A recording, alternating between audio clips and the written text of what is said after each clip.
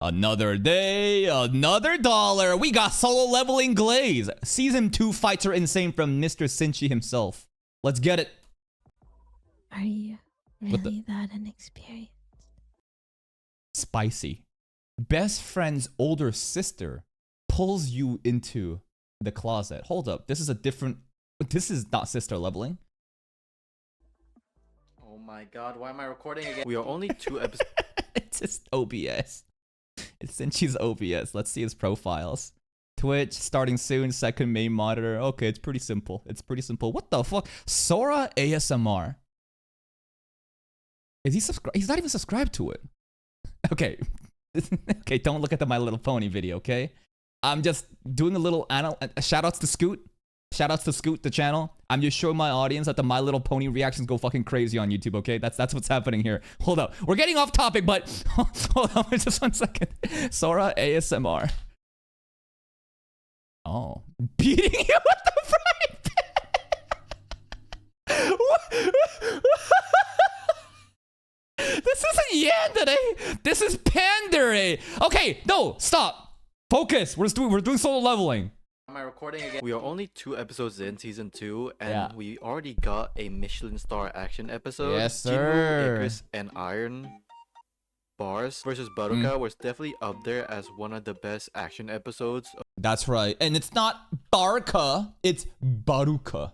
Apparently in the webtoon, it's literally Baruka, and a lot of people are upset that they removed the U of the series. I do think episode 4 is better in terms of animation and the action boards. I love it. I trust you. Saying it's better than episode 11. No. Just no. Just no. Okay. Shh. It's not. This is almost episode 7 staff with episode 4 priority, I guess you could say. While still this is not the most prioritized episode, it was still prioritized, but most of the main animators or even action directors are not really present. That's crazy. If the quality of last episode's fight was not even the like S-list priority with S-list talent, imagine what that's gonna be. Like, maybe it's not fair to say this is B grade, but like, this is not the best they're doing. Just think about that for a second. Holy, what are they saving for? Katsu Maruyama, Takafumi Tori, and Yoshihiro Kano. Yep. Although Kano did some corrections, judging from his tweet, some of the effects look like Kano's, and some of the action cuts could be too. These are the GOATs. These names, right? Not the studio, it's the individual talents. Yoshihiro Kano, right? People like this. This is the reason why solo leveling is so fucking goated, bro. Some of the effects look like Kano's, and some of the action cuts could be too. Also, I forgot to mention, yes, Takeuchi will be participating. This it's guy. Still unknown what he is doing. Kaneko, the animation producer for solo leveling in A1, just said like, thank you, Takeuchi, if I remember. I'm guessing he will storyboard / direct. Oh! Takeuchi's responsible for Rock Lee versus Gar? This is my childhood. This is most people's childhood. In episode, he is a very talented animator, veteran, and if he is involved in a project, then Ryo Araki. Oh, even the Shinon episode. GGO, Gun Gale Online. This is when Shinon jumps off the fucking roof and just like comes diving down. Wow, I didn't even realize. And this is, I think, actually, I don't know what this is. I thought this is like Shiki for a second, but I'm not sure. But wow, Takeuchi, huh? And is this Takeuchi here too, right? This guy. So the villainous anime, if you haven't seen it, you need to watch this show, bro. This moment, bro. Oh my god. This villainous Oji-san anime, the way that the camera just zooms in over the table and then right goes to Grace's fans and she does the craziest hair twirl. The aura farming is crazy. Unknown what he's doing. Kaneko, the animation producer for solo leveling in A1, just said like, thank you, Takeuchi. I guess he's on board somewhere. I'm guessing he will storyboard / direct an episode. He is a very talented animator, veteran, and if he is involved in a project, then Ryo Araki will likely participate in... Really? Because Takeuchi is glazed by Araki. They want to work together. Whatever he does. Takeuchi directed Licorice Recall episode. Araki's there. He animated in heavily... Oh, Licoreko too! This is good times, man. The green hair guy was actually not too bad, honestly. I love this anime. Unfortunate that my channel only has a couple reaction episodes for this because this is the season where my first channel got deleted and my second channel got started. Licorice Recall episode. Araki's there. He animated in Heavily Delusion. Same goes for Araki. Mm. Oregairu Season 2, Takeyoshi was very involved. What the fuck? Why is there snafu? Wait, yeah. Honestly, if you look at the camera work and the amount of detail that's happening in this scene, there's a lot of movement. For Araki, Look. Oregairu Season 2, Takeyoshi was very involved. Wow. Araki, and many more. Of course, with the recent example with the villainous Oji-san, Yeah. Takeuchi is the series director, so Yeah. Araki also animated in the OP. Same goes with Nozomu Abe. Takeuchi has a good connection with him. He pulled Abe in the Like Yours Recoil episode. So yeah, it really And this is the thing, right? A lot of people have this notion that a studio is basically a studio and they make the animes, but it's like, no, bro, a studio's a building. Think about the freelancers. Think about the big name talent, right? Takeuchi right now is the guy that's pulling in other people, great talents to come on board their project, right? This is why, like, knowing these names and these specific people is so much more important rather than thinking like, oh, it's a JC staff, anime. Oh, this is an A1 Pictures anime. Like, of course, there's gonna be some consistency, right, across the board, but like, look for these specific names. really depends on if Abe has time since he is prioritizing his UFO table works more. Also, before the episode, thank you for the support in the first episode. I thought it would do okay, but it Did it better pop than I off? expected. Did it pop off? Wait. Let's see. Oh, no, it's right over here. No, this is no SXC. How well did it do? 14K? Yeah. You jumping off? Let's go. Blue lock into full 11. Let's fucking go. Let's go. You know, I haven't done this for you guys in a while, What? but you deserve it. What? Oh, hey! This episode covered chapter 52. This episode covered chapter 52 Yeah. and 55. It was less chapters adapted since there was some anime original stuff, like with Baruka and Igris Hype. Jinwoo exchange, and Jinwoo reflecting on his actions, killing Kim Chul, or just saying to himself, Third. I am death. The episode was storyboarded by Makoto Muta and directed by Tatsuya Sasaki. Sasaki has a lot of episode director credits under his belt. Wow, he even did the Appraiser anime recently. This is actually kind of half decent. Campfire Cooking Another World, Solo Leveling. Is there any other projects I remember here? Oh, Akiba Made War here too, but this unfortunately got copyright struck. While Muta only has one storyboarded credits with Undead Unluck episode 2. Very action-oriented episode, so makes sense. When it comes to the Bro, is he naked? What the hell? Yeah, I guess there's not really any good angles to animate a dude that's butt naked fighting other than bird's eye view. When it comes to the dialogue scenes, boarding wise, nothing too much if you compare it to Yuya Horiuchi's episode 1. Although Muta used a lot of perspectives that's distorted a bit with this Kim Chul fisheye lens. I love the fish islands, and in the webtoon too, right? This is not like an anime only scene. Like this is like a literal like it was in the webtoon too. I love this angle. It's like it's like the mind break angle. Really capturing his despair on the situation, and this Baruka shot. I really like the split screen idea that was used for some of the scenes before the big Unga Bunga fights. Let's really go. showcase both perspectives at once rather than just switching shots every time. True. Switching shots every time kind of like loses focus. Having both be, shown parallel, and synchronized too, right? It does kind of keep it way more engaging. Perspectives at once rather than just switching shots every time. The perspective work also this episode, there was a lot of them and it's really good. The foreshortening and giving more emphasis on the line work, making it more bolder. Yeah, the line work, right? The edges right over here. Like the hand, the boldness, basically just the edges, right? Switching shots every time. The perspective work also this episode, there was a lot of them and it's really good. The Yeah, foreshortening lines. and giving more emphasis on the line work, making it more bolder. Right over here. Very bold. Like this Kim Chul scene where the fur has a more dense line work to it. The outside fur, way more pixels, right? Of this black border. More like they just lined out the fur with black than just filling it rather than just densing the line. Interesting. And I gotta say, the colors and comp felt a bit better in my opinion this episode. The effects, shadows, and the red absence of the gate gives more tension with Yunho and Hwang Dong-soo's clashing. Or fisting each other, I don't know. I know I blabber a lot about compositing, but it is very essential in a show. Like the recent Arthur Carey Diaries opening showed great color design and heavier compositing. I fucking love that OP. What do you think of the OP? Arthur Carey Season 2 really used distinct color palettes to enhance the and the aura is Bro's roasting his own tweet. But it's true. The visuals, like so Ayaka Nakata is the one that did this. Distinct. Actually, this is especially distinct. Or where's the end? Distinct color palettes. Spelling mistake.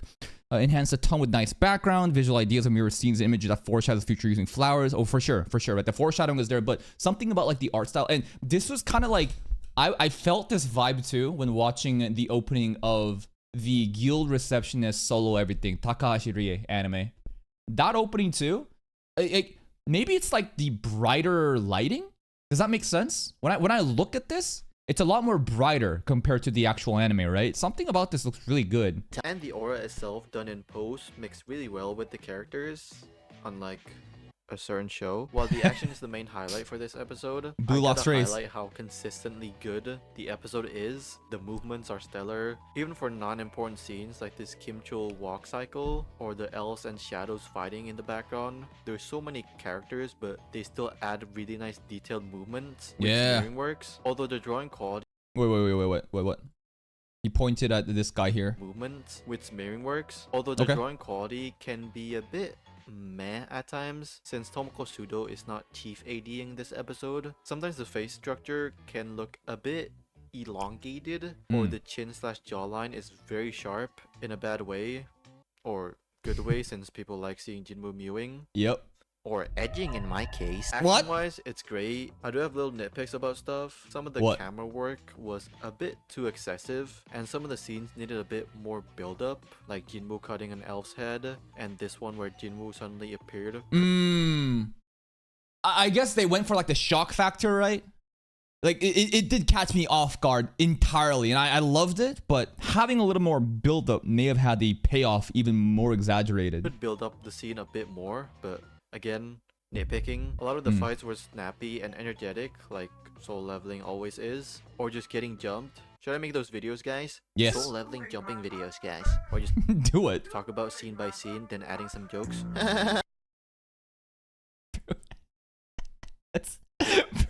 Bro's fucking shooting every fucking AnyTuber that does summary recaps of episodes on YouTube.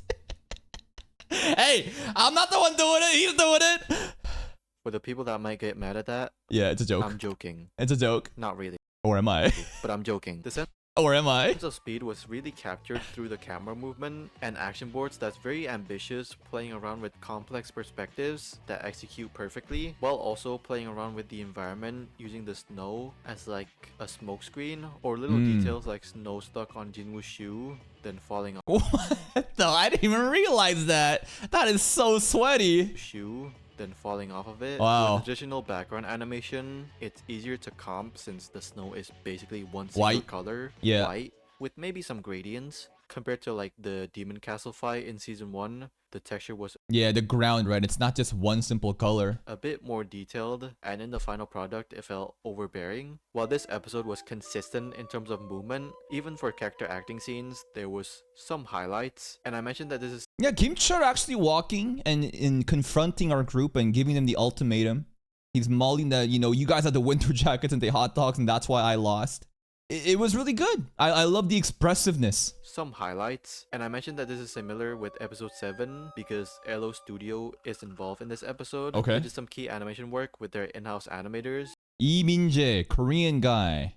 I'm guessing it's a Korean Sung studio, Woo-no, judging from yes. the names. And they did just that with this episode, even doing some of the highlights. Sung Woo-no did a minute sequence, nice layouts to showcase the shadow summoning. The lightning effects really adds to the scene. The amount of characters in this scene was a lot, but overall was consistently good and with some very snappy but I love how they're able to really show our army at scale. Rather than just having one simple shadow versus elf, right? To have so many of these in the same frame with different types of monsters too. Really like highlights like Sung Jin-woo's like army, and it's gonna get bigger and bigger. a lot, but overall was consistently good and with some very snappy Baruka moments that really sells it. Also, he did this Jinmu scene. Oh, fuck, I love that scene. That scene was crazy. This one and the catching arrow scene, probably my favorite moments. Like, this was fucking crazy. And this is the catching arrow moment, actually. That really sells it. Also, he did this Jinmu Boom. scene. Oh my god. Chad, another animator from Elo Studio. Han Hee Min, the reveal of Iron was great. Really nice zoom in and zoom outs to give that travel time and impact. And one of my favorite cuts is this slow-mo Iron showing up. Really gives up that scale and weightiness to his axe. Thick ass boy. For this short Igris scene, you can feel the weight of his sword while he's pulling back, then swinging it. Amphibie's sequence was really good. Pretty new animator in the industry. Started with the Frida, Blue Lock. What else is there? JJK, MASH, solo leveling, Kaiju 8. This is Elusive Samurai up here. Wistoria. What the fuck? This guy's insane. new animator in the industry. Yeah, Face Change Fake too. What the? This guy's new? Then swinging it. Amphibie's sequence was really good. Pretty new animator in the industry. Started with the first season of Blue Lock and gradually did more and more stuff. Although he only did the layout for this scene. Again, the perspective work and timing to give that speed. Slowing it a bit, then I love it. Suddenly very close to the Timing. camera. It's very snappy timed with speed lines to exaggerate the force of the attack even more. And just flipping everywhere. But my favorite sequence this episode is Diddy Woo. definitely Hajime Nakagawa's one. He Never has a mind. distinct style for his animation with more blocky-like design and shadows that's just like blobs rather than just a straight line. Oh, I see the blob on her ass and the thigh right over here. Gives a little bit more depth. Even oh, maybe I should have been looking here first, actually. Interesting that I immediately looked over here, which is way more darker and can't really tell the shading compared to the lighter colors over here, which immediately shows the shading. But hey, that's my monkey brain.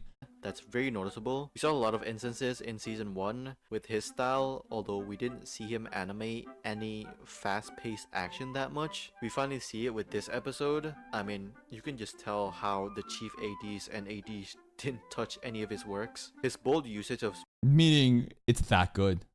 Why correct something when it's already perfect? smears really emphasizing the speed of this exchange with literally making the characters just streaks of lines. Or Yeah. stretching the characters a lot. So I guess this is better. I mean, is this considered smearing? To an extent, maybe it's trying to accomplish the same thing that the smear is trying to do, right? or stretching the characters a lot so the attack feel more impactful with this fast-paced fight. The Love it. choreography is amazing. This little thing where they stopped a bit in midair, then continued, really nice. And Yes, I love it when they slow down the time, right? Just like not having it happen in real time, have little moments of clashing where you hold and release, and it really exaggerates the ridiculous speed, or else you can't really appreciate everything happening at once. really nice. And noting also that Igris is a hard design to draw, and Baruka's coat just moving around a lot. with There's a lot Nagawa's of details. There is a lot of these little details in the coat, right? That's probably so annoying to draw. style of shaping it more sharp. Really, really great scene. Season 2 is gonna get even more crazy with the later episodes, or even the next episode. Oh? Depends on what staff they're gonna put in on the next one. And remember, episode 2 was not the key priority episode. They did not bring the best of the best. So just imagine what the best of the best is going to be. This episode was very action oriented. The dialogue was basic. Sus. Some good stuff. Nothing too much though. Oh, Sinchi, what about this shot? What about this shot? Oh, I love how they use the frames and the borders to give you this different perspective rather than showing the entire scene. This shot. Let me put on my glasses. This scene signifies the distance between Jinwoo and the tranquility through the broken glass. Really excited to see Jinwoo aura farming more. Symbolism! And some of the later action episodes too. Give me more views. Also, this is not Soul Leveling related. If you are curious about the One Piece reaction channel thing I posted in my community Oh, wait! Sinchi reacts incoming? Oh, okay. Okay. One Piece incoming? page, it's still a rough idea. Okay. I want to do it, but Do that's it. far in the future. Do it! The earliest maybe late 2024. The latest when I die. If you guys like this video, leave a like. Yeah. If you hate it, leave a like. Leave a like. Comment down below what are your thoughts about these. Sinchi's starting a reaction channel. Oh, shit. Maybe he's going to apply some of the concepts that I share regarding start with every opening reaction, then start it off like that. Remember? You want to make sure that the algorithm knows what your audience is and stick to one specific thing. To use the recommendation system as the best of your ability. Please check out Sinchi's channel. Here's a link. Give it a like. Here's a link. Boom, boom, boom, boom, boom, boom, boom. Go, go, go. See you next time.